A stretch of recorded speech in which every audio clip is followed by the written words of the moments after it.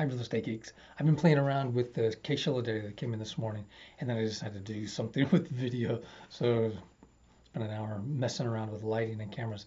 Let's see how you like it. Okay, now let's look at the data. Okay, this is the home page for Real Estate Dakota. Just click on up here where it says Shiller, and you go to the Shiller page, and this shows you the latest data. This is for June 2021, but really it's a 3-month moving average, so it's April, May, June. It's the average of April, May, June, so it's not really June. It's just released. This is the last data. So you can see that Phoenix, huge, 21% above. This is real. Inflation adjusted in 12 months, 21%. Then 19 for San Diego, 17 for Seattle. Wild. And this is the difference between the year before on nominal prices, not real, and all 20 cities in the USA as a whole are increasing faster in the last 12 months than the previous 12 months. This is looking at the basic one. This is the Shiller. The base data is the year 2000. That shows that, but this isn't adjusted for inflation. Just go down to a little bit more, and you can see it's adjusted for inflation. If you want to look at any particular city, you can just click over here and make it show up that way, or you can just pick Los Angeles or whatever you want, just to see it individually. And this compares the inflation to the unadjusted, just the original Shiller index, the nominal price index. This is interesting. These are this is the 12-month appreciation since June 2016, and these are the three most rapidly growing. And this is in nominal terms, not real. Phoenix is up 29%, San Diego 27, Seattle 25. That's insane, really. And here's a graph that I've had, but I haven't put on the website before, but I've had in on my Tableau charts. And this is going all the way back for all the years that are available. And you can see if it's got a circle, that shows that's the peak over the whole time series.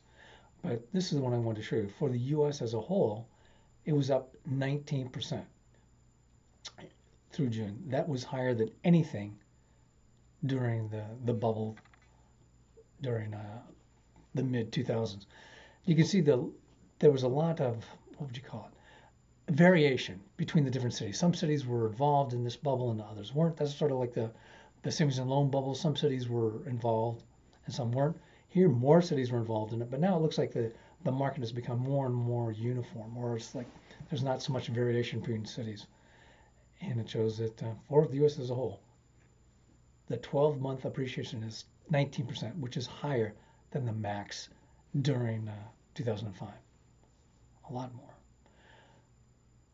I also like to look at to go back to the base instead of 1995 because a lot of the bubble started happening before 2000.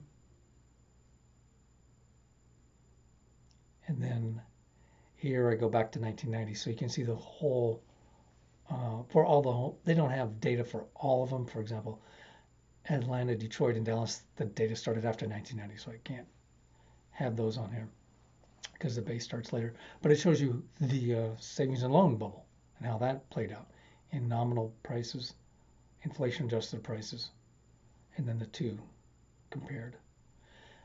And here's the one that's really important is a 30-year fixed rate mortgage.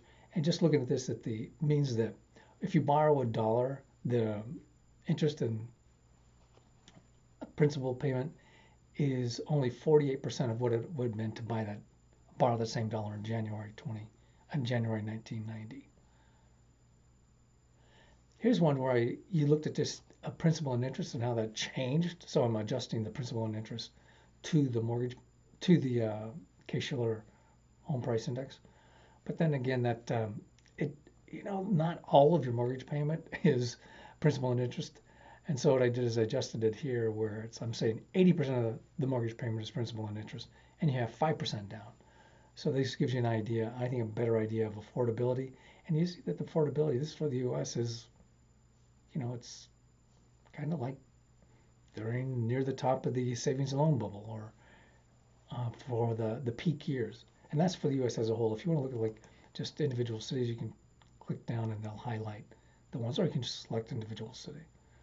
But let's see what some of the ones that are wild are. Let's see, Denver. See, Denver's higher than it's ever been. by this measure. And another one that was like that was a Portland. Portland's almost that same way.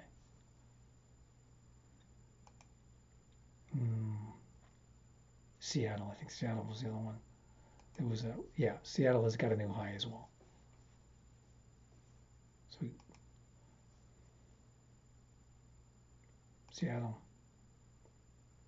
Denver.